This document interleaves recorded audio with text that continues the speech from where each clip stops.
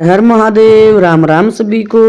भगवान शिव और माता पार्वती के जयकारे के साथ आज की शिव महापुराण की कथा शुरू करते हैं। नमो पार्वती पते नमः। श्री गणेशाय नमः।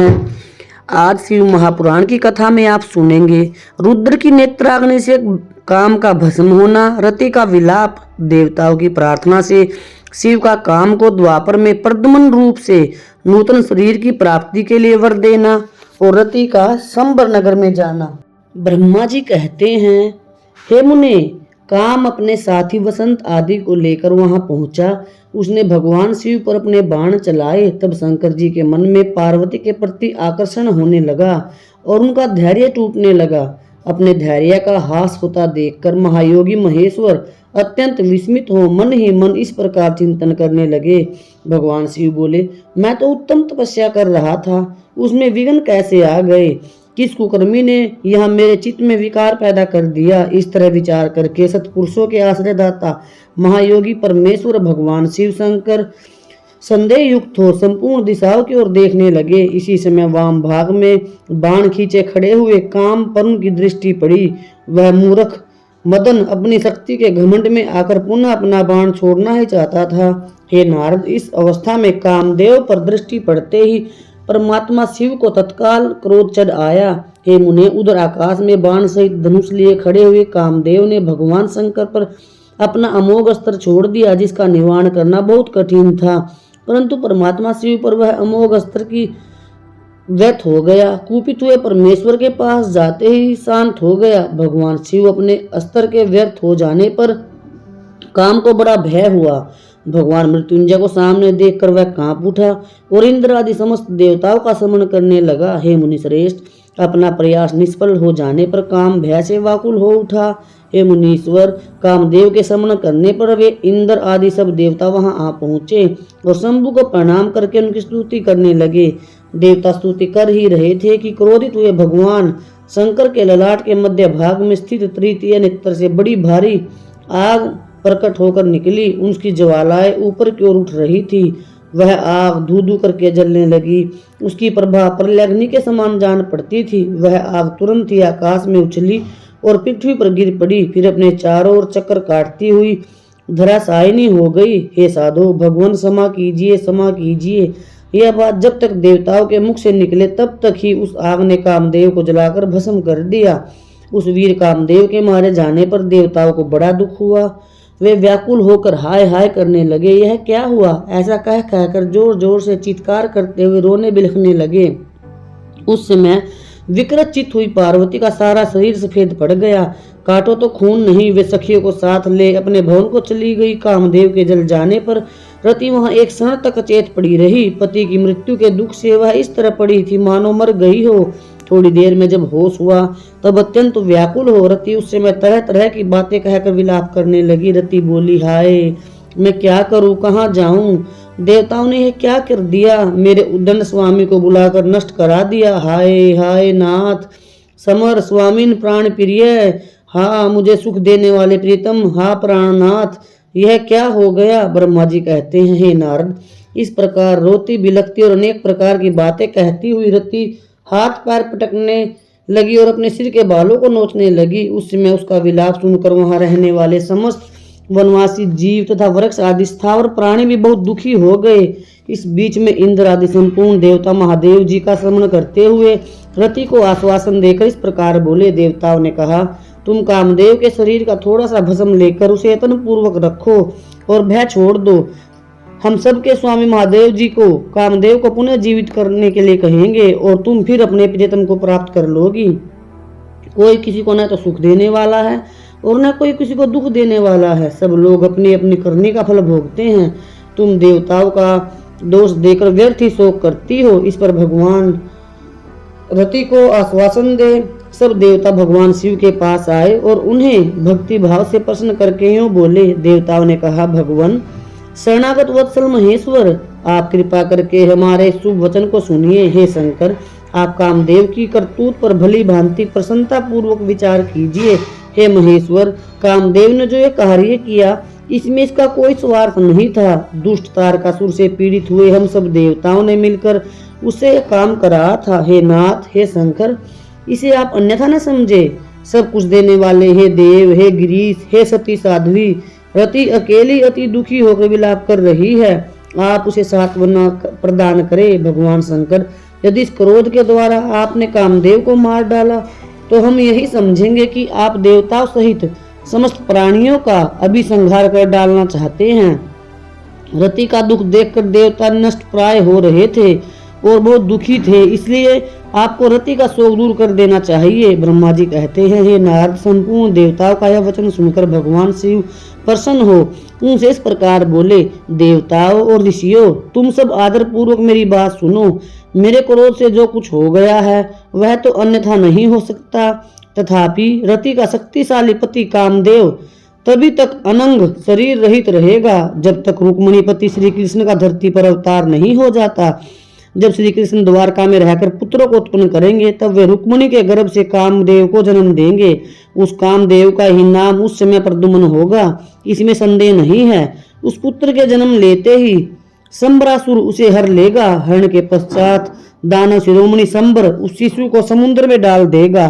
फिर वह मूर्ख उसे मरा हुआ समझकर अपने नगर को लौट जाएगा। हे रते, उस समय तुम्हें संबरासुर के नगर में सुख पूर्वक निवास करना चाहिए। वही तुम्हें अपने पति प्रद्युम्न की प्राप्ति होगी।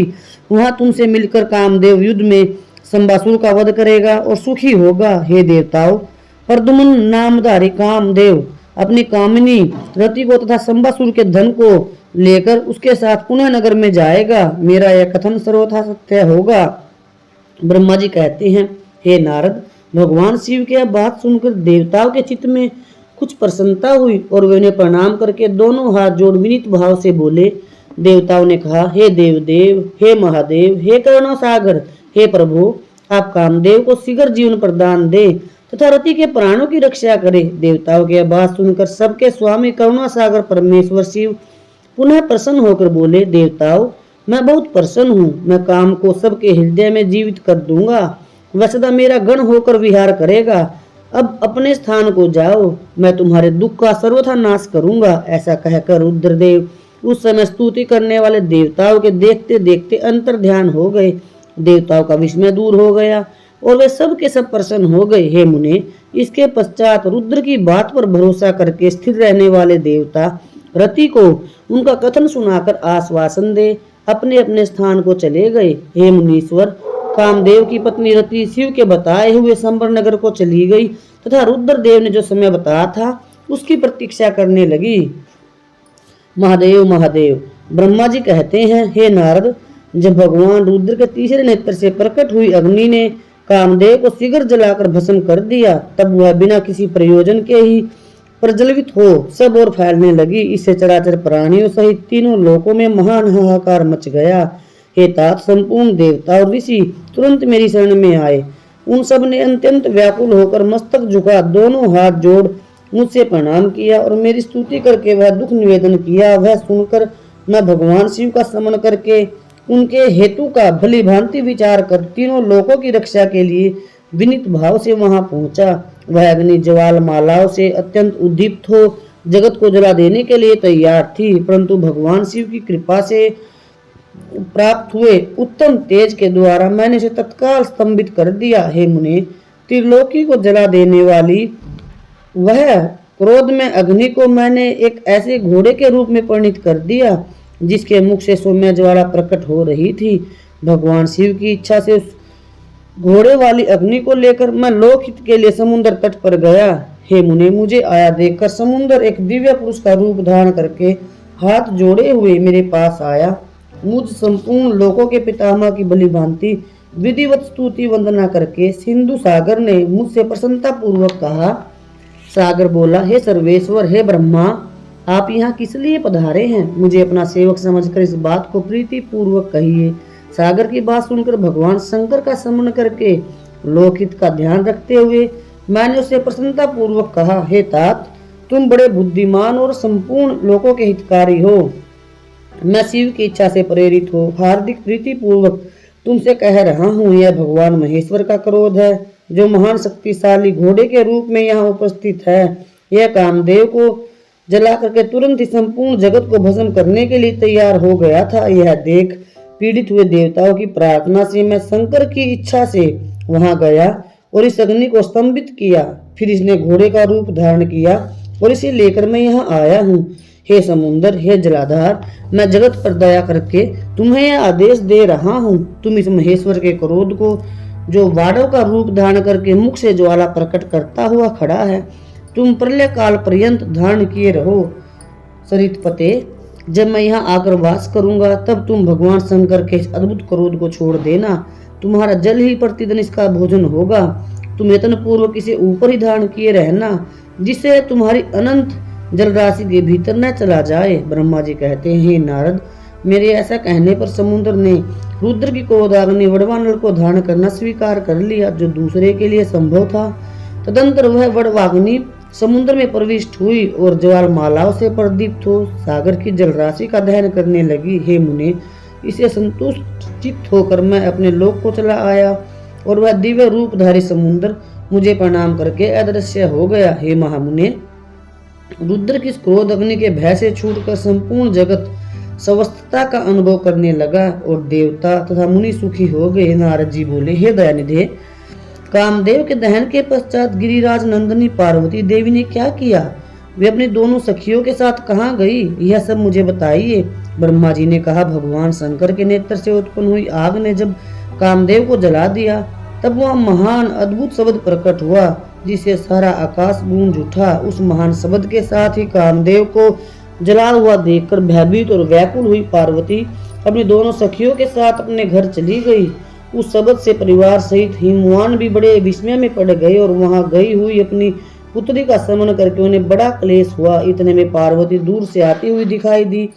वे शंभु के विरह से रो रही थी। अपनी पुत्री को अत्यंत दुखी हुई देखकर शैलराज हिमवान को बड़ा शोक हुआ और वे शीघ्र ही उनके पास जा पहुंचे।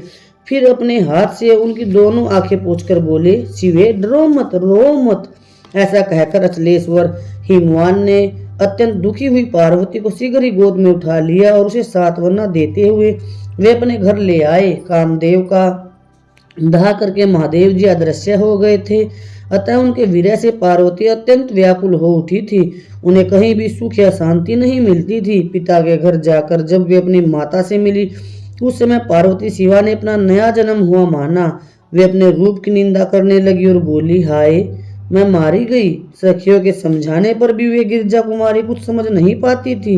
वे सोते, जागते, खाते, पीते, नहाते, धोते, चलते फिरते और सखियों के बीच में खड़े होते हुए भी किंचन मात्र भी सुख का अनुभव नहीं करती थी। मेरे स्वरूप को तथा जन्म कर्म को धिक्कार है, ऐसा कहती हुए सदा महादेव जी की प्रत्येक चेष्टा का चिंतन करती थी। इस प्रकार पार्वती भगवान शिव के विरह से मन ही मन अत्यंत क्लेश का अनुभव करती और किंचन मात्र भी सुख नहीं पाती थी। वे सदा शिव शिव का जाप किया करती थी। शरीर से पिता के घर में रहकर भी वे चित्त से पिनाक पानी भगवान शंकर के पास पहुंची रहती थी। हे तात, शिवा शोक मगन हो बार बार मूर्छित हो जाती थी। शैलराज हिमवान, उनकी पत्नी मेनका तथा उनके मैनाक आदि सभी पुत्र जो बड़े उदार चेता थे, उन्हें सदा सांत्वना देते रहते थे। तथापि वे भगवान शंकर को भूल न सकी। बुद्धिमान देवर्षे, इसके पश्चात एक दिन इंद्र की प्रेरणा से इच्छा अनुसार घूमते हुए तुम हिमालय पर्वत पर आए। उस समय महात्मा हिमवान ने तुम्हारा स्वागत सत्कार किया और कुशल मंगल पूछा। फिर तुम उनके दिए हुए उत्तम आसन पर बैठे। इसके पश्चात शैलराज ने अपनी कन्या के चरित्र का आरंभ से ही वर्णन किया, किस तरह उसने महादेव जी की सेवा आरंभ की और किस तरह उनके द्वारा कामदेव का दहन हुआ, यह सब कुछ बताया। हे मुने, यह सब सुनकर तुमने गिरिराज से कहा, हे शैलेश्वर, भगवान शिव का भजन करो। फिर उनसे विदा लेकर तुम उठे और मन ही मन शिव का स्मरण करके शैलराज को छोड़ शीघ्र ही एकांत में काली के पास आ गए। हे मुने, तुम लोक उपकारी ज्ञानी तथा शिव के प्रिय भक्त हो, समस्त ज्ञानवानों के शिरोमणि हो, अतः माता काली के पास आ उसे संबोधित करके उसी के हित में स्थित हो, उसे सादर या सत्य वचन बोले। नारद जी ने कहा, हे कालिके, तुम मेरी बात सुनो, मैं दया व सच्ची बात कह रहा हूँ। मेरा वचन तुम्हारे लिए सर्वथा हितकर, निर्दोष तथा उत्तम काम्य वस्तु को देने वाला होगा। तुमने यहाँ महादेव जी की सेवा अवश्य की थी, परंतु वह बिना तपस्या के गर्वयुक्त होकर की थी। दीनों पर अनुग्रह करने वाले भगवान शिव तुम्हारे उसी गर्व को नष्ट किया है। हे शिवे, तुम्हारे स्वामी महेश्वर विरक्त और महायोगी हैं। उन्होंने केवल कामदेव को जलाकर जो तुम्हें सकुशल छोड़ दिया है, उसमें यही कारण है कि वे भगवान भक्त वत्सल हैं। अतः तुम उत्तम तपस्या में लग जाओ, जो चिरकाल तक महेश्वर की आराधना करो। तपस्या से तुम्हारा संस्कार हो जाने पर रुद्रदेव तुम्हें अपनी सहधर्मिणी बनाएंगे और तुम भी कभी उन कल्याणकारी शंभु का परित्याग नहीं करोगी। हे देवी, तुम हठ पूर्वक शिव को अपनाने का यत्न करो। शिव के सिवा दूसरे किसी को अपना पति स्वीकार न करना। ब्रह्मा जी कहते हैं, हे मुने, यह तुम्हारी बात सुनकर गिरिजा कुमारी काली कुछ प्रसन्न हो तुमसे हाथ जोड़कर प्रसन्नता पूर्वक बोली। शिवा ने कहा, हे प्रभु, आप सर्वज्ञ तथा जगत का उपकार करने वाले हैं। हे मुने, मुझे रुद्रदेव की आराधना के लिए कोई मंत्र दीजिए। ब्रह्मा जी कहते हैं, नारद, पार्वती का यह वचन सुनकर तुमने पंचाक्षर शिव मंत्र नमः शिवाय का उन्हें विधि पूर्वक उपदेश किया।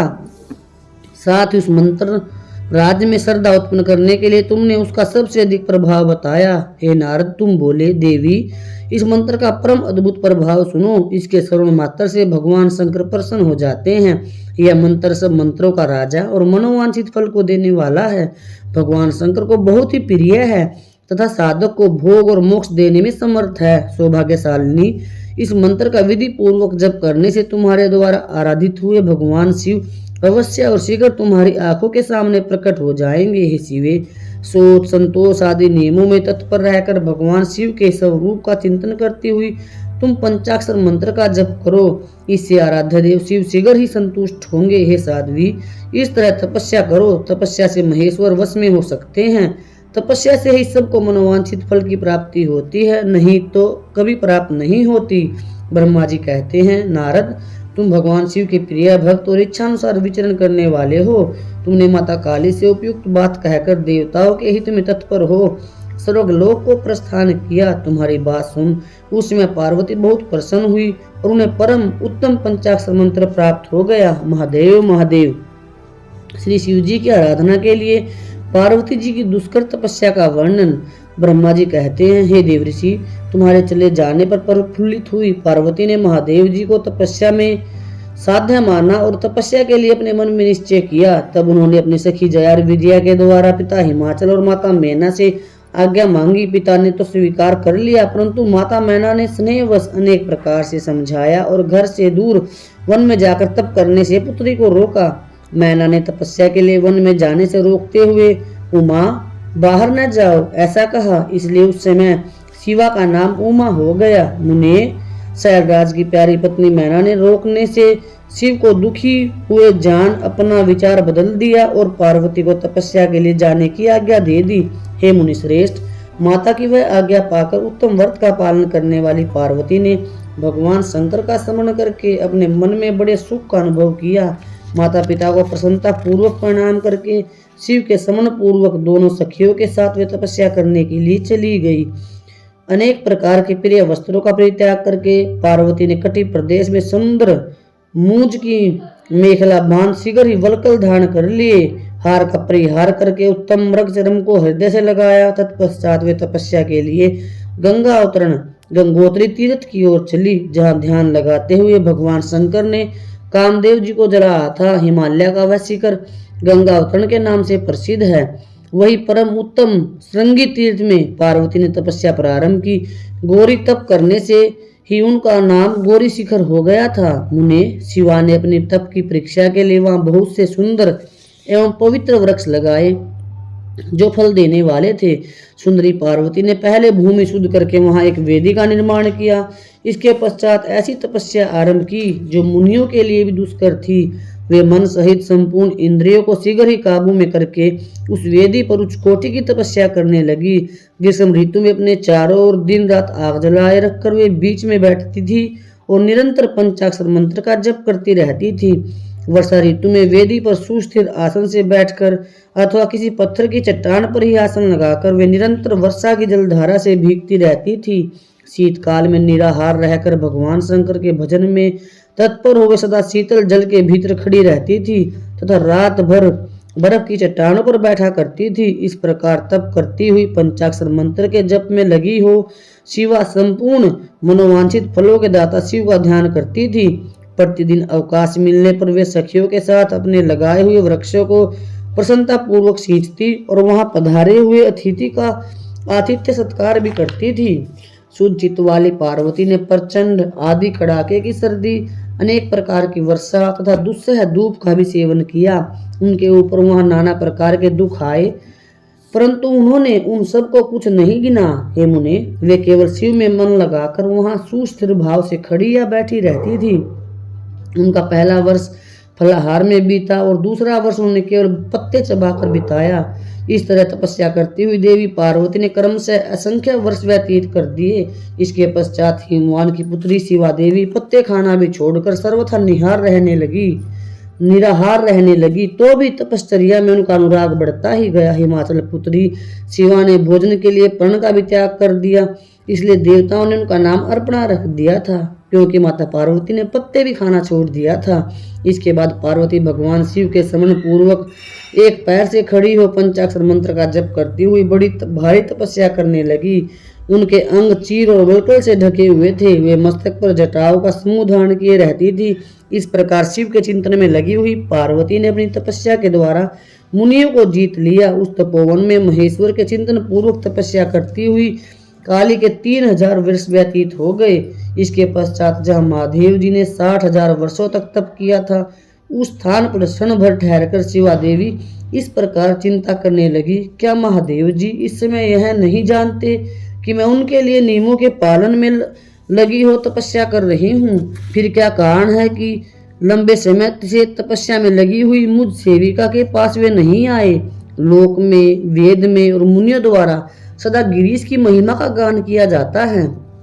सब यही कहते हैं कि भगवान शंकर सर्वज्ञ, सर्वात्मा, सर्वदर्शी, समस्त ऐश्वर्यों के दाता, दिव्य शक्ति संपन्न, सबके मनोभावों को समझने वाले, भक्तों को उनकी अभीष्ट वस्तु देने वाले और सदा समस्त कलेशों का निवारण करने वाले हैं।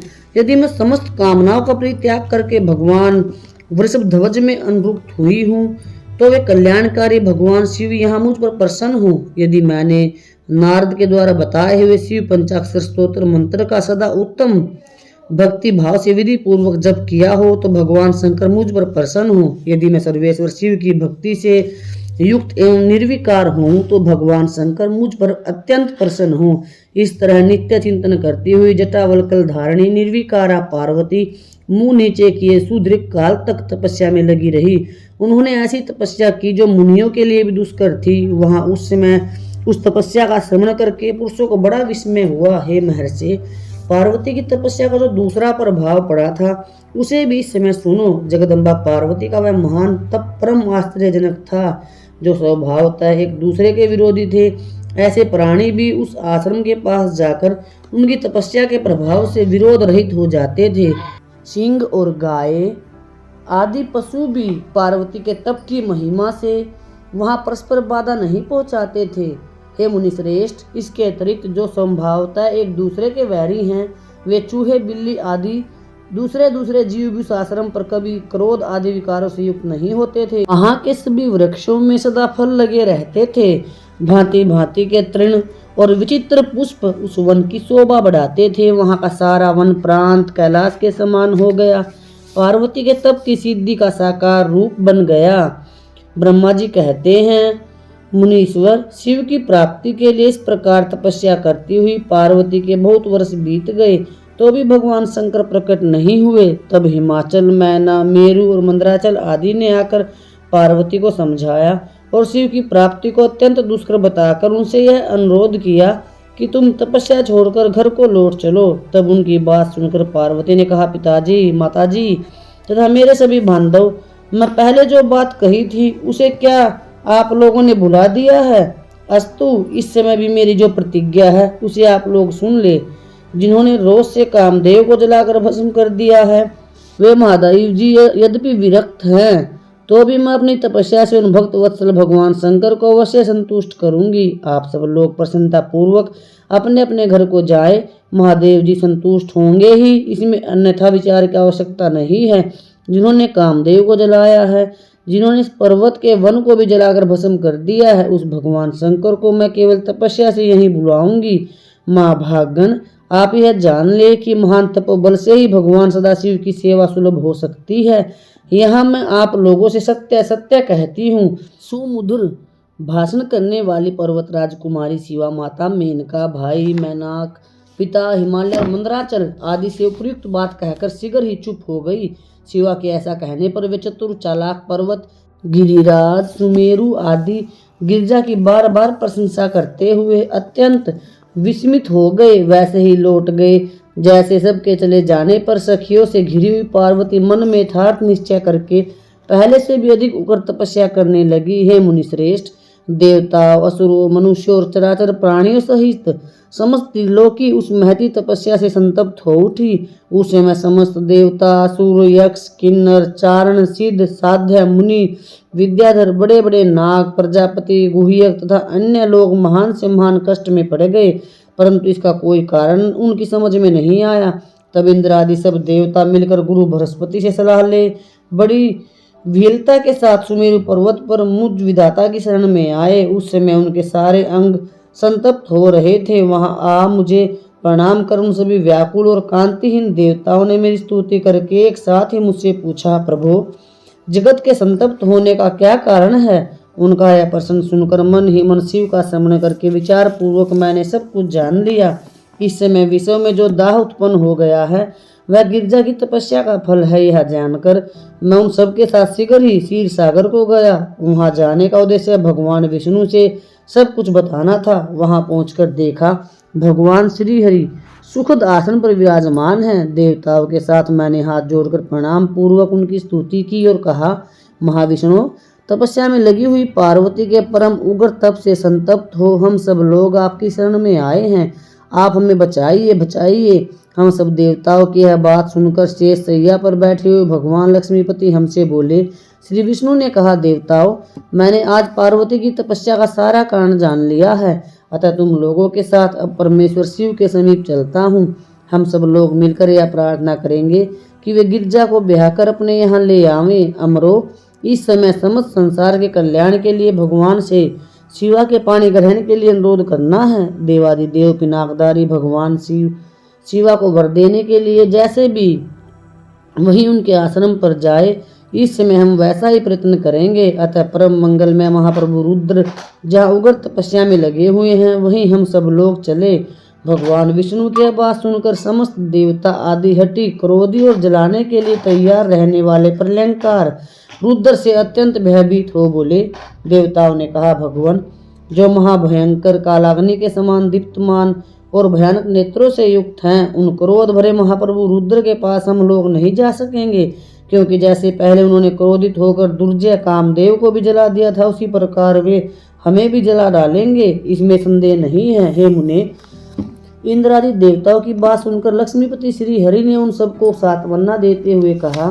श्री हरि बोले, हे देवताओं, तुम सब लोग प्रेम और आदर के साथ मेरी बात सुनो। भगवान शिव देवताओं के स्वामी हैं तथा उनके भय का नाश करने वाले हैं। वे तुम्हें जलाएंगे नहीं। तुम सब लोग बड़े चतुर हो, अतः तुम्हें शंभु को कल्याणकारी मानकर हमारे साथ सबसे उत्तम प्रभु उन महादेव जी की शरण में चलना चाहिए। भगवान शिव पुराण पुरुष, सर्वेश्वर, वर्णीय, परात्पर, तपस्वी और परमात्मा स्वरूप हैं, अतः हमें उनकी शरण में अवश्य चलना चाहिए। प्रभावशाली विष्णु ऐसा कहने पर सब देवता उनके साथ पिनाक पाणी शिव का दर्शन करने के लिए गए। मार्ग में पार्वती का आश्रम पहले पड़ता था, अतः उन गिरिजानंदिनी की तपस्या देखने के लिए विष्णु आदि सब देवता उत्साह पूर्वक उनके आश्रम पर गए। पार्वती के श्रेष्ठ तप को देखकर सब देवता उनके उत्तम तेज से व्याप्त हो गए।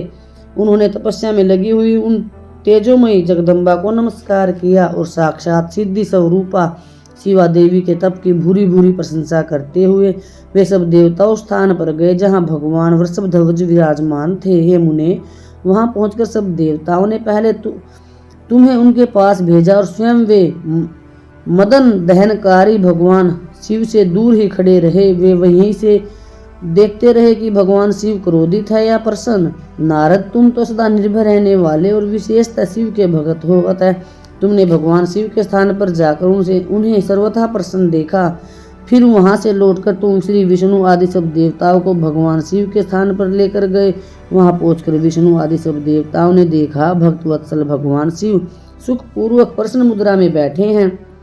अपने गणों से घिरे हुए शंभु तपस्वी का रूप धारण किए योग पट्ट पर आसीन थे। उन परमेश्वर रूपी शंकर का दर्शन करके मेरे सहित श्री विष्णु तथा अन्य देवताओं सिद्ध और मुनीश्वरों ने प्रणाम करके वेदों और उपनिषदों के सूत्रों द्वारा उनका सत्वन किया।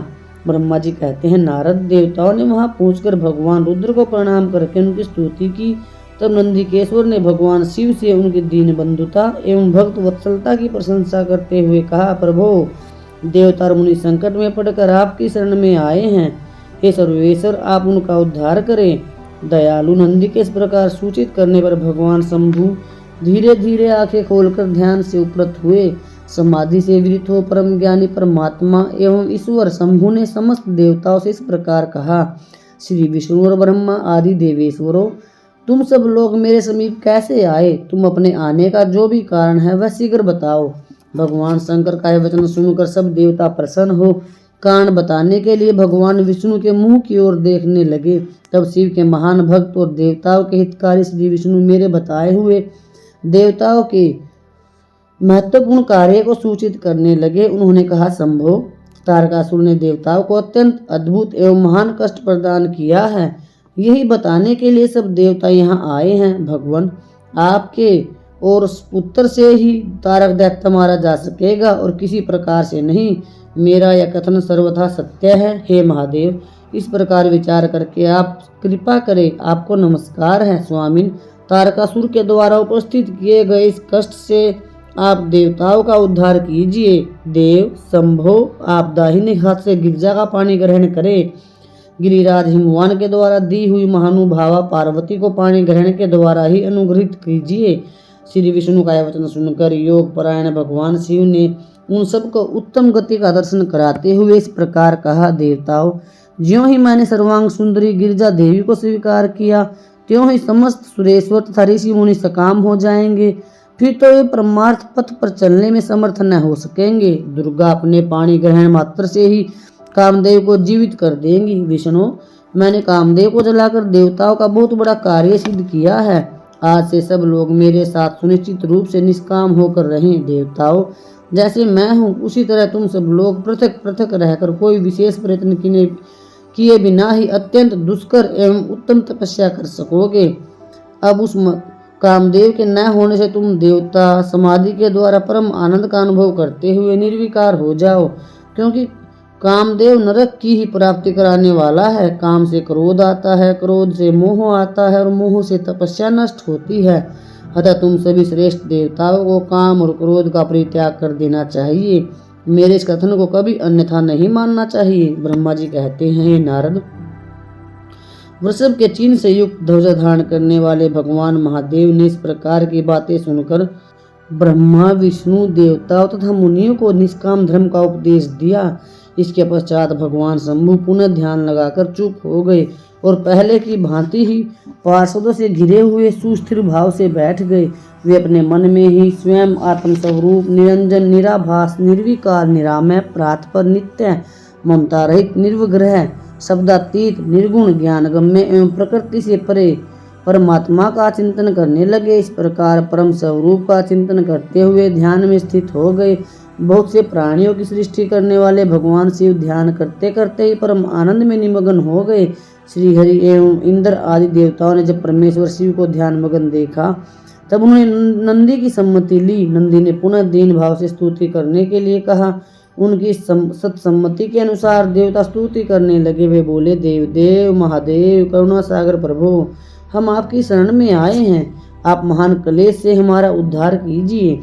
ब्रह्मा जी कहते हैं, नारद, इस प्रकार बहुत ही दीनतापूर्ण उक्ति से देवताओं ने भगवान शंकर की स्तुति की। इसके बाद वे सब देवता प्रेम से व्याकुलचित हो उस स्वर से फूट फूट कर रोने लगे। मेरे साथ भगवान श्री हरि उत्तम भक्ति भाव से युक्त मन ही मन भगवान शंभु का स्मरण करते हुए अत्यंत दीनतापूर्ण वाणी द्वारा उनसे अपना अभिप्राय निवेदन करने लगे। देवताओं के मेरे तथा श्री हरि के इस प्रकार बहुत स्तुति करने पर भगवान महेश्वर अपनी भक्त वत्सलता के कारण ध्यान से विरत हो गए। उनका मन अत्यंत प्रसन्न था। वे भक्त वत्सल शंकर श्री हरि आदि को करुणा दृष्टि से देखकर उनका हर्ष बढ़ाते हुए बोले, विष्णु, ब्रह्मा तथा इंद्र आदि देवताओं, तुम सब लोग एक साथ यहाँ किस अभिप्राय से आए हो? मेरे सामने सच सच बताओ।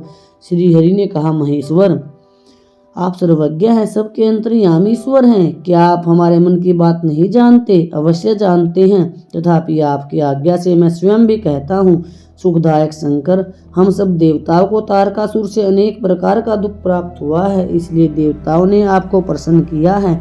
आपके लिए ही उन्होंने गिरिराज हिमालय से शिवा की उत्पत्ति कराई है। शिवा के गर्भ से आपके द्वारा जो पुत्र उत्पन्न होगा, उसी से तारकासुर की मृत्यु होगी, दूसरे किसी उपाय से नहीं। ब्रह्मा जी ने उस दैत्य को यही वर दिया है, इस कारण दूसरे से उसकी मृत्यु नहीं हो पा रही, इसलिए वह निडर होकर सारे संसार को कष्ट दे रहा है। इधर नारद जी की आज्ञा से पार्वती कठोर तपस्या कर रही है।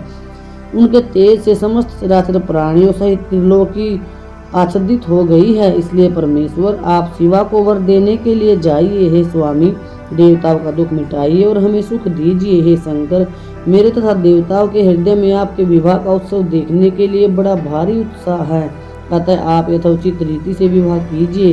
परात्पर परमेश्वर, आपने रति को जो वर दिया था उसे पूरा करने का समय आ गया है, अतः अपनी प्रतिज्ञा को शीघ्र सफल कीजिए। ब्रह्मा जी कहते हैं, नारद, ऐसा कहकर उन्हें प्रणाम करके श्री विष्णु आदि देवताओं और महर्षियों ने अनेक प्रकार के स्तोत्रों द्वारा पुनः उनकी स्तुति की। फिर वे सब के सब उनके सामने खड़े हो गए। भक्तों के अधीन रहने वाले भगवान शंकर भी, जो वेद मर्यादा के रक्षक हैं, देवताओं की बात सुनकर हंसकर बोले, हे हरे, हे विधे और हे देवताओं, तुम सब लोग आदर पूर्वक सुनो। मैं तो उचित विशेषतः विवेकपूर्ण बात कह रहा हूँ। विवाह करना मनुष्यों के लिए उचित कार्य नहीं है, क्योंकि विवाह दृढ़ता पूर्वक बांध रखने वाली एक बहुत बड़ी बेड़ी है। जगत में बहुत से कुसुम हैं, परंतु स्त्री का संग उनमें सबसे बढ़कर है। मनुष्य सारे बंधनों से छुटकारा पा सकता है, परंतु स्त्री पर संग रूपी बंधन से वह मुक्त नहीं हो पाता। लोहे और काठ की बनी हुई बेड़ियों में दृढ़ता पूर्वक बंधा हुआ पुरुष भी एक दिन उस कैद से छुटकारा पा जाता है, परंतु स्त्री, पुत्र आदि के बंधन में बंधा हुआ मनुष्य कभी छूट नहीं पाता। महान बंधन में डालने वाले विषय सदा बढ़ते रहते हैं। जिसका मन विषयों के वशीभूत हो गया, उसके लिए मोक्ष सौपन में भी दुर्लभ है। विद्वान पुरुष यदि सुख चाहता है तो वह विषयों को विधि पूर्वक त्याग दे। विषयों को विष के समान बताया गया है, जिनके द्वारा मनुष्य मारा जाता है। विषय के साथ वार्ता करने मात्र से मनुष्य क्षण भर में पतित हो जाता है। आचार्यों ने विषय को मिश्री मिलाई हुई वारुणी अर्थात मदिरा कहा है। यद्यपि मैं इस बात को जानता हूँ और यद्यपि विषयों के इन सारे दोषों का मुझे विशेष ज्ञान है, तथापि मैं तुम्हारी प्रार्थना को सफल करूँगा, क्योंकि मैं भक्तों के अधीन रहता हूँ और भक्त वत्सलतावश उचित अनुचित सारे कार्य करता हूँ। इसलिए तीनों लोकों में यथोचित कर्ता के रूप में मेरी प्रसिद्धि है। भक्तों के लिए मैंने अनेक बार बहुत से प्रयत्न करके कष्ट सहन किए हैं। गृहपति होकर विश्वानर मुनि का दुख दूर किया है। हे विदे, अब अधिक कहने की क्या आवश्यकता है? मेरी जो प्रतिज्ञा है उसे तुम सब लोग अच्छी तरह जानते हो। मैं यह सत्य कहता हूँ कि जब जब भक्तों पर कहीं विपत्ति आती है, तब तब मैं तत्काल उनके सारे कष्ट हर लेता हूँ। तारकासुर से तुम सब लोगों को जो दुख प्राप्त हुआ है उसे मैं जानता हूँ और उसका हरण करूँगा। यह भी सत्य सत्य बता रहा हूँ। यद्यपि मेरे मन में विवाह करने की कोई रुचि नहीं है, तथापि मैं पुत्र उत्पादन के लिए गिरिजा के साथ विवाह करूंगा। तुम समदेवता निर्भय होकर अपने अपने घर जाओ, मैं तुम्हारा कार्य सिद्ध करूंगा। इस विषय में अब कोई विचार नहीं करना चाहिए। ब्रह्मा जी कहते हैं, हे नारद, ऐसा कहकर भगवान शंकर मौन हो समाधि में स्थित हो गए और विष्णु आदि सभी देवता अपने अपने धाम को चले गए। ब्रह्मा जी कहते हैं, देवताओं के अपने आश्रम में चले जाने पर पार्वती के तप की परीक्षा के लिए भगवान शंकर समाधिस्थ हो गए। वे स्वयं अपने आप में अपने ही परात पर स्वस्थ, माया रहित तथा उपद्रव शून्य स्वरूप का चिंतन करने लगे।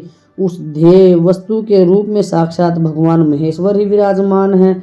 उनकी गति का किसी को कोई ज्ञान नहीं होता। वे भगवान वृषभदेव जी ही सबके स्रष्टा परमेश्वर हैं। हे तात, उन दिनों पार्वती देवी बड़ी भारी तपस्या कर रही थी। उस तपस्या से रुद्रदेव भी बड़े विस्मय में पड़ गए। भक्ताधीन होने के कारण ही वे समाधि से विचलित हो गए और किसी कारण से नहीं। इसके पश्चात सृष्टिकर्ता हर ने वशिष्ठ आदि सब ऋषियों का स्मरण किया। उनके स्मरण करते ही वे सातों शीघ्र वहां पहुंच गए। उनके मुख पर प्रसन्नता छा रही थी तथा वे सब के सब अपने सौभाग्य की अधिक सराहना करते थे। उन्हें आया देख भगवान शिव के नेत्र प्रसन्नता से प्रफुल्ल कमल के समान खिल उठे और वे हंसते हुए बोले, तात सप्तऋषियों, तुम सब लोग मेरे हितकारी और संपूर्ण वस्तुओं के ज्ञान में निपुण हो, अतः शीघ्र मेरी बात सुनो। गिरिजा कुमारी देवेश्वरी पार्वती इस समय सुस्थिरचित हो गौरी शिखर नामक पर्वत पर तपस्या कर रही है। मुझे पति रूप में प्राप्त करना ही उसकी तपस्या का उद्देश्य है। हे द्विजो, इस समय केवल सखियां उनकी सेवा में हैं। मेरे सिवा दूसरी समस्त कामनाओं का परित्याग करके वे एक उत्तम निश्चय पर पहुंच चुकी हैं। हे मुनिवरों, तुम सब लोग मेरी आज्ञा से वहां जाओ और प्रेम पूर्ण हृदय से उनकी दृढ़ता की परीक्षा करो। वहां तुम्हें सर्वथा छल युक्त बातें कहनी चाहिए। उत्तम व्रतधारी महर्षियों, मेरी आज्ञा से ऐसा करना है, इसलिए तुम्हें संदेह नहीं करना चाहिए। भगवान शंकर की आज्ञा पाकर वे सातों ऋषि तुरंत उस स्थान पर जा पहुंचे जहाँ दीप्तमती जगत माता पार्वती विराजमान थी। सप्त ऋषियों ने वहां शिवा की तपस्या की मूर्तिमती दूसरी सिद्धि के समान देखा। उनका तेज महान था, वे अपने उत्तम तेज से प्रकाशित हो रही थी।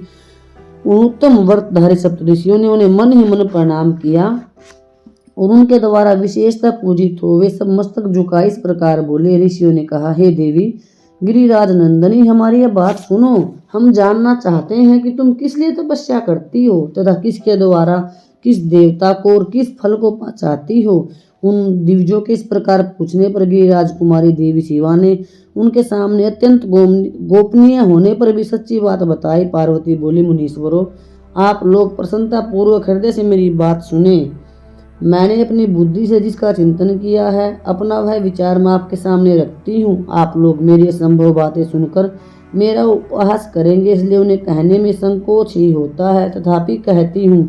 क्या करूँ, मेरा यह मन अत्यंत दृढ़ता पूर्वक एक उत्कृष्ट कर्म के अनुष्ठान में लगा है और ऐसा करने के लिए विवश हो गया है। यह पानी के ऊपर बहुत बड़ी और ऊंची दीवार खड़ी करना चाहता है।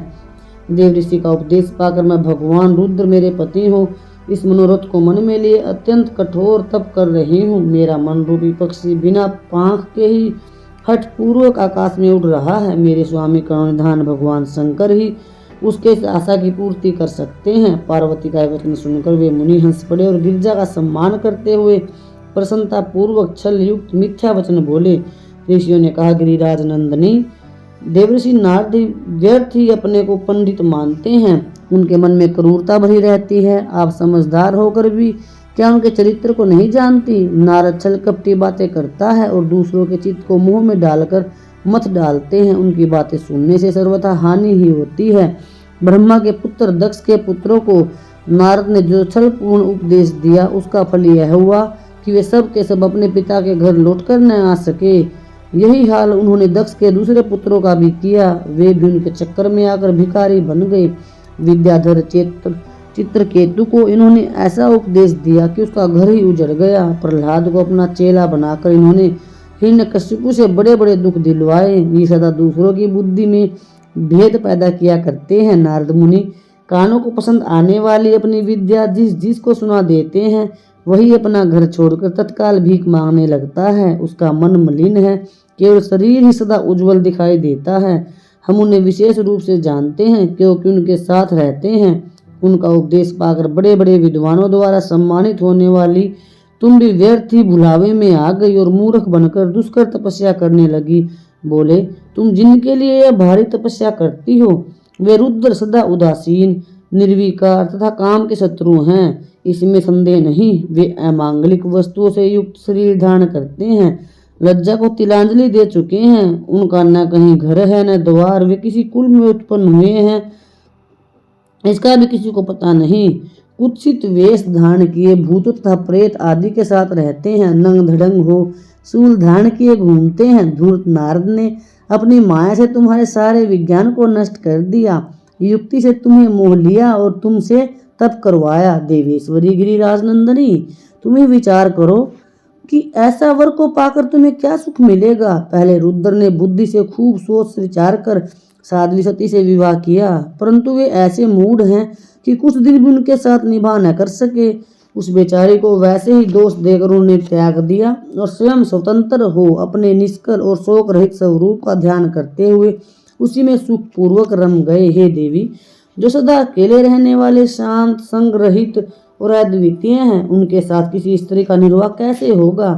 आज भी कुछ नहीं बिगड़ा है, तुम हमारी आज्ञा मानकर घर लौट चलो और इस दुर्बुद्धि को त्याग दो। हे महाभागे, इससे तुम्हारा भला होगा। तुम्हारे योग्य वर है भगवान विष्णु, जो समस्त सद्गुणों से युक्त हैं। वे वैकुंठ में रहते हैं, लक्ष्मी के स्वामी हैं और नाना प्रकार की क्रीड़ाएं करने में कुशल हैं। उनके साथ हम तुम्हारा विवाह करा देंगे और वह विवाह तुम्हारे लिए समस्त सुखों को देने वाला होगा। पार्वती, तुम्हारा जो रुद्र के साथ विवाह करने का हठ है, ऐसे हठ को छोड़ दो और सुखी हो जाओ। ब्रह्मा जी कहते हैं, हे नारद, उनकी ऐसी बात सुनकर जगदम्बिका पार्वती हंस पड़ी और पुनः उन ज्ञान विशारद मुनियों से बोली। पार्वती ने कहा, मुनीश्वरों, आपने अपनी समझ से ठीक ही कहा है, परंतु द्विजो, मेरा हठ भी छूटने वाला नहीं है। मेरा शरीर पर्वत से उत्पन्न होने के कारण मुझ में स्वाभाविक कठोरता विद्यमान है। अपनी बुद्धि से ऐसा विचार कर आप लोग मुझे तपस्या से रोकने का कष्ट न करें। देव ऋषि का उद्देश्य वाक्य मेरे लिए परम हितकारक है, इसलिए मैं उसे कभी नहीं छोड़ूंगी। वेद वेत्ता भी यह मानते हैं कि गुरुजनों का वचन हितकारक होता है, गुरुओं का वचन सत्य होता है। ऐसा जिनका दृढ़ विचार है, उन्हें इहलोक और परलोक में परम सुख की प्राप्ति होती है और दुख कभी नहीं होता। गुरुओं का वचन सत्य होता है, यह विचार जिनके हृदय में नहीं है, उन्हें इहलोक और परलोक में भी दुख ही प्राप्त होता है, सुख कभी नहीं मिलता। अतः द्विजो, गुरुओं के वचन का कभी किसी भी तरह त्याग नहीं करना चाहिए। मेरा घर बसे या उजड़ जाए, मुझे तो यह हठ सदा ही सुख देने वाला है। मुनिवरों, आपने जो बातें कही हैं, मैं उनका आपके कहे हुए तात्पर्य से बिन अर्थ समझती हूँ और उसका यहाँ संक्षेप में विवेचना प्रस्तुत करती हूँ। आपने यह ठीक कहा कि भगवान विष्णु सद्गुणों के धाम तथा लीला विहारी हैं, साथ ही अपने सदाशिव को निर्गुण कहा है। इसमें जो कारण है वह बताया जाता है। भगवान शिव साक्षात पर ब्रह्मा है, इसलिए निर्विकार हैं। वे केवल भक्तों के लिए शरीर धारण करते हैं, फिर भी लौकिकी प्रभुता को दिखाना नहीं चाहते। अतः परमहंसों की जो प्रिय गति है, उसी को वे धारण करते हैं। क्योंकि वे भगवान शंभु परम आनंदमय हैं, इसलिए अद्भुत रूप से रहते हैं। मायालिप्त जीवों का ही भूषण आदि की रुचि होती है, ब्रह्मा को नहीं। वे प्रभु गुणातीत, अजन्मा, माया रहित, अलक्ष्य गति और विराट हैं। हे द्विजो, भगवान शंभु किसी विशेष धर्म या जाति आदि के कारण किसी पर अनुग्रह नहीं करते। मैं गुरु की कृपा से शिव को यथार्थ रूप से जानती हूँ। ब्रह्म ऋषियों, यदि शिव मेरे साथ विवाह नहीं करेंगे तो मैं सदा कुंवारी ही रहूंगी, परंतु दूसरे के साथ विवाह नहीं करूंगी। यह मैं सत्य सत्य कहती हूँ। यदि सूर्य पश्चिम दिशा में उगने लगे, मेरु पर्वत अपने स्थान से विचलित हो जाए, अग्नि शीतलता को अपना ले तथा कमल पर्वत शिखर की शिला के ऊपर खिलने लगे, तो भी मेरा हठ छूटने वाला नहीं। यह मैं सच्ची बात कहती हूँ। ब्रह्मा जी कहते हैं, नारद, ऐसा कह उन मुनियों को प्रणाम करके गिरिराज कुमारी पार्वती निर्विकार चित्त से शिव का स्मरण करती हुई चुप हो गई। इस प्रकार गिरिजा के उत्तम निश्चय को जानकर वे सप्तऋषि भी उनकी जय जयकार करने लगे और उन्होंने पार्वती को उत्तम आशीर्वाद दिया। हे मुने, गिरिजा देवी की परीक्षा करने वाले वे सातों ऋषि उनको प्रणाम करके प्रसन्नचित्त हो शीघ्र ही भगवान शिव के स्थान को चले गए। वहां पहुंचकर शिव को मस्तक नवा, उनसे सारा वृत्तांत निवेदन करके उनकी आज्ञा से वे पुनः सादर सर्वलोक को चले गए। ब्रह्मा जी कहते हैं, नारद, उन सप्तऋषियों को अपने लोक में चले जाने पर सुंदर लीला करने वाले साक्षात भगवान शंकर देवी के तप की परीक्षा लेने का विचार किया। वे मन ही मन पार्वती से बहुत संतुष्ट थे। परीक्षा के बहाने पार्वती जी को देखने के लिए जटाधारी तपस्वी का रूप धारण करके भगवान शंभु उनके वन में गए। महादेव महादेव अपने तेज से प्रकाशमान अत्यंत बूढ़े ब्राह्मण का रूप धारण करके प्रसन्नचित्त हुए दंड और छत्र लिए वहां से प्रस्थित हुए। आश्रम में पहुंचकर उन्होंने देखा देवी शिवा सखियों से घिरी हुई वेदी पर बैठी है और चंद्रमा की विशुद्ध कला से प्रतीत होती है। ब्रह्मचारी का स्वरूप धारण किए भक्तवत्सल शंभु पार्वती देवी को देखकर प्रीति पूर्वक उनके पास गए। उन अद्भुत तेजस्वी ब्राह्मण देवता को आया देख उस समय देवी शिवा ने समस्त पूजन सामग्री द्वारा उनकी पूजा की। जब उनका भली भांति सत्कार हो गया, सामग्री द्वारा उनकी पूजा संपन्न कर ली गई, तब पार्वती ने बड़ी प्रसन्नता और प्रेम के साथ उन ब्राह्मण देव से आदर पूर्वक कुशल समाचार पूछा। पार्वती बोली, ब्रह्मचारी का स्वरूप धारण करके आए हुए आप कौन हैं और कहाँ से पधारे हैं? वेद वेत्ताओं में श्रेष्ठ विप्रवर आप अपने तेज से इस वन को प्रकाशित कर रहे हैं। मैंने जो कुछ पूछा है उसे बतलाइए। ब्राह्मण ने कहा, मैं इच्छानुसार विचरण करने वाला वृद्ध ब्राह्मण हूँ, पवित्र बुद्धि, तपस्वी, दूसरों को सुख देने वाला और परोपकारी हूँ, इसमें संदेह नहीं है। तुम कौन हो, किसकी पुत्री हो और इस निर्जन वन में किस लिए ऐसी तपस्या कर रही हो जो पंजे के बल पर खड़े हो? तप करने वाले मुनियों के लिए भी दुर्लभ है। तुम न बालिका हो न वृद्धा ही हो, सुंदरी तरुणी जान पड़ती हो, फिर किस लिए पति के बिना इस वन में आकर कठोर तपस्या करती हो? भद्रे, क्या तुम किसी तपस्वी की सहचारिणी तपस्विन हो? हे देवी, क्या वह तपस्वी तुम्हारा पालन पोषण नहीं करता जो तुम्हें छोड़कर अन्यत्र चला गया है? बोलो, तुम किसके कुल में उत्पन्न हुई हो? तुम्हारे पिता कौन है और तुम्हारा नाम क्या है?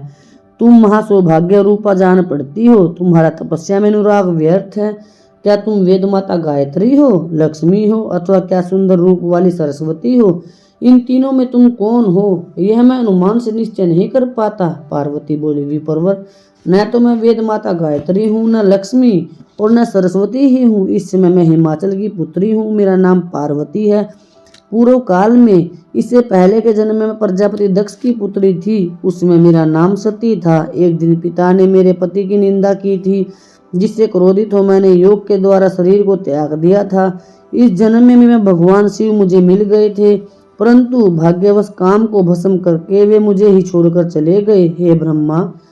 हे ब्रह्मांड, शंकर जी के चले जाने पर मैं विरह ताप से उद्विग्न हो उठी और तपस्या के लिए दृढ़ निश्चय करके पिता के घर से यहाँ गंगा जी के तट पर चली आई।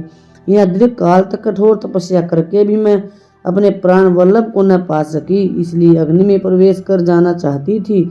इतने में ही आपको आया देख मैं क्षण भर के लिए ठहर गई। अब आप बताइए, मैं अग्नि में प्रवेश करूंगी क्योंकि भगवान शिव ने मुझे स्वीकार नहीं किया, किंतु जहाँ जहाँ मैं जन्म लूंगी वहाँ वहाँ शिव का ही पति रूप में वर्ण करूंगी। ब्रह्मा जी कहते हैं, नारद, ऐसा कहकर पार्वती ने ब्राह्मण देवता के सामने ही अग्नि में समा गई। यद्यपि ब्राह्मण देव सामने से उन्हें बारंबार ऐसा करने से रोक रहे थे, अग्नि में प्रवेश करती हुई पर्वत राजकुमारी पार्वती की तपस्या के प्रभाव से वह आग उसी क्षण चंदन के समान शीतल हो गई। क्षण भर उस आग के भीतर रहकर जब पार्वती आकाश में ऊपर की ओर उठने लगी, तब ब्राह्मण रूपधारी शिव ने सहसा हंसते हुए उनसे पूछा, ओ भद्रे, तुम्हारा तप क्या है?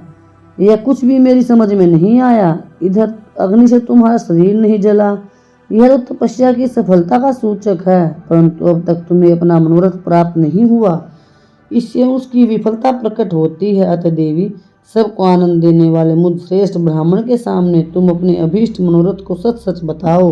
ब्रह्मा जी कहते हैं, नारद, ब्राह्मण के इस प्रकार पूछने पर उत्तम व्रत का पालन करने वाली अंबिका ने अपनी सखी को उत्तर देने के लिए प्रेरित किया। पार्वती जी से प्रेरित हो उनकी विजया नामक प्राण प्यारी सखी ने, जो उत्तम व्रत को जानने वाली थी, जटाधारी तपस्वी से कहा।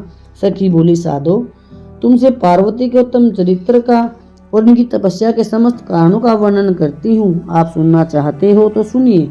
मेरी सखी गिरिराज हिमाचल की पुत्री है। ये पार्वती और काली नाम से विख्यात है तथा माता मेनका की कन्या है। अब तक किसी ने इनके साथ विवाह नहीं किया है। ये भगवान शिव के सिवा दूसरे किसी को चाहती भी नहीं। उन्हीं के लिए 3000 वर्षों से तपस्या कर रही हैं। भगवान शिव की प्राप्ति के लिए ही मेरी इन सखी ने ऐसा तप प्रारंभ किया है। विप्रवर, इसमें जो कारण है उसे बताती हूँ, सुनिए। ये पर्वत राजकुमारी ब्रह्मा, विष्णु तथा इंद्र आदि देवताओं को भी छोड़कर केवल पिनाकवाणी भगवान शंकर को ही पति रूप में प्राप्त करना चाहती है और नारद जी के आदेश से यह कठोर तपस्या कर रही है। हे दिव्य श्रेष्ठ, आपने जो कुछ पूछा था उसके अनुसार मैंने प्रसन्नता पूर्वक अपनी सखी का मनोरथ बता दिया। अब आप और क्या सुनना चाहते हैं? ब्रह्मा जी कहते हैं, हे नारद, विजया का यह यथार्थ वचन सुनकर जटाधारी तपस्वी रुद्र हंसते हुए बोले, सखी ने यह जो कुछ कहा है उसमें मुझे परिहास का अनुमान होता है। यदि यह सब ठीक हो तो पार्वती देवी अपने मुंह से कहे। जटिल ब्राह्मण के इस प्रकार कहने पर पार्वती देवी अपने मुंह से ही यूं कहने लगी।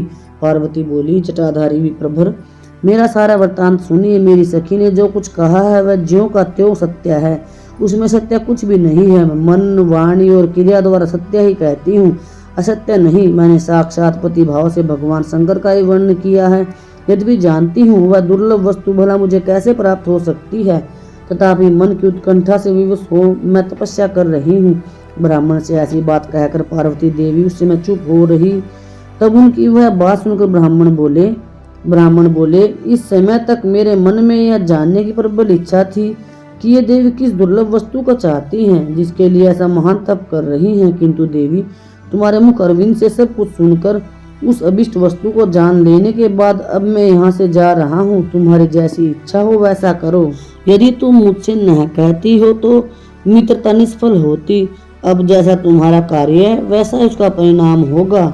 जब तुम्हें इसी में सुख है तब मुझे कुछ नहीं कहना है। वहाँ ऐसी बात कहकर ब्राह्मण ने ज्यों ही जाने का विचार किया त्यों ही पार्वती देवी ने प्रणाम करके उनसे इस प्रकार कहा। पार्वती बोली, विप्रवर, आप क्यों जाएंगे? ठहरिए और मेरे हित की बात बताइए। पार्वती के ऐसा कहने पर दंडधारी ब्राह्मण देवता रुक गए और इस प्रकार बोले, देवी, यदि मेरी बात सुनने का मन है और मुझे भक्ति भाव से ठहरा रही हो तो मैं वह सब तत्व बता रहा हूँ जिससे तुम्हारे हित का ज्ञान हो जाएगा। महादेव जी के प्रति मेरे मन में गौरव बुद्धि है, अतः मैं उनको सब प्रकार से जानता हूँ, तो भी यथार्थ बात कहता हूँ। तुम सावधान होकर सुनो।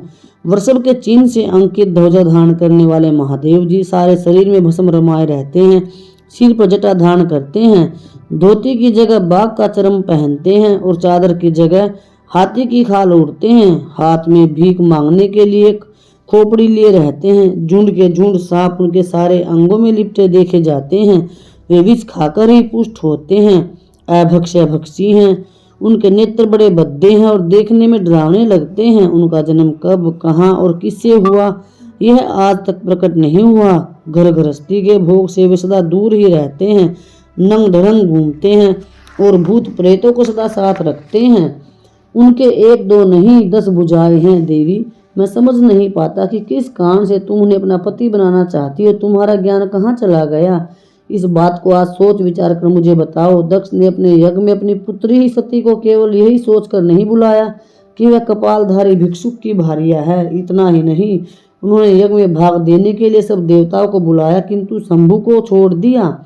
सती उसी अपमान के कारण अत्यंत क्रोध से व्याकुल हो उठी। उसने अपने प्यारे प्राणों को तो त्यागा ही, शंकर जी को भी त्याग दिया।